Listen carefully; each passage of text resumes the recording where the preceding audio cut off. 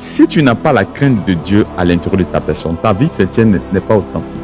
Tu sais pourquoi ton pasteur est fatigué de parler sur toi? Toujours, on va t'encourager, on va te booster, on va t'encourager, te réencourager. Tu sais pourquoi on t'encourage tous les jours? C'est parce que tu n'as pas la crainte de Dieu. La crainte de Dieu à l'intérieur de toi, là, va te donner toi-même le sens de ta vie chrétienne, va te donner le chemin sur lequel tu dois suivre. Celui qui est en train de dire, quand David disait dans le livre de Psaume 23, l'Éternel est mon berger, je ne manquerai de rien. Mais celui qui craint Dieu là, c'est celui qui est humble, qui accepte qu'on le dirige. Ouais, ce que tu fais dans le secret là, ça intéresse Saint-Esprit, ça intéresse Dieu. Ce que nous faisons dans le secret là, ça intéresse Dieu. Ce que nous faisons dans le secret, ce que nous faisons dans le noir là. Tu vois, souvent on n'a pas besoin vraiment de te fesser, on n'a pas besoin vraiment de te chicoter sur certaines choses. Mais toi-même, il faut regarder. C'est le manque de crainte de Dieu. C'est ce que te donne ce genre de comportement. Sinon, comment peux-tu imaginer qu'on est obligé de te rappeler des choses dont tu es censé faire? Mais on te parle que tant que tu n'as pas la crainte de Dieu, c'est ce qui peut te garder. Tant que tu n'as pas la crainte de Dieu, ta vie chrétienne n'est pas authentique. Ta vie chrétienne n'est pas sérieuse. Et il y a des gens qui ont l'habitude de mentir facilement comme ça. Même tu vas les demander du de janvier jusqu'à décembre. Ils vont te dire que c'est faux.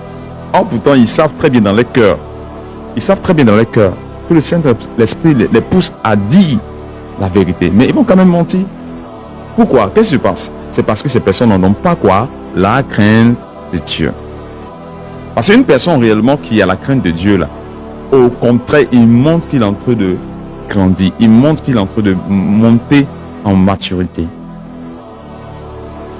Donc tu ne peux pas vivre ta vie comme tu veux.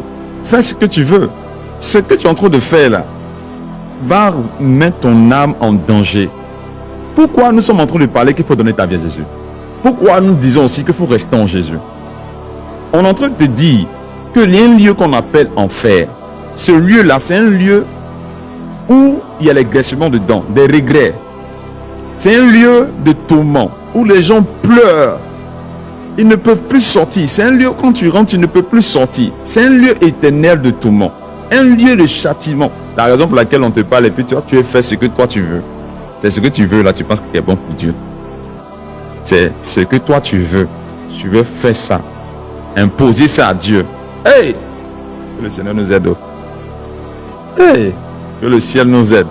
La crainte de Dieu, c'est ce qui va te pousser ou te permettre d'aller au ciel. Si tu n'as pas la crainte de Dieu à l'intérieur de ta personne, mon frère ou ma soeur, tu es en danger permanent. Parce que la trompette peut sonner à n'importe quel moment, puis te retrouver sur la terre. Moi, je vais aller au paradis.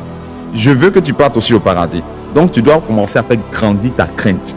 C'est la crainte de Dieu à l'intérieur de toi qui peut te faire prendre des décisions radicales. Yes. La crainte de Dieu, là, ça attire le Saint-Esprit. La crainte de Dieu attire le Saint-Esprit. Papa cela, papa ce direct et fais du bien à quelqu'un quand cette personne tombera sur cette vidéo. Par la grâce du Seigneur, Dieu va te bénir. Il va te récompenser pour cela. Ok? Donc c'est très important que tu gardes la crainte de Dieu à l'intérieur de ta personne. Que Dieu te bénisse.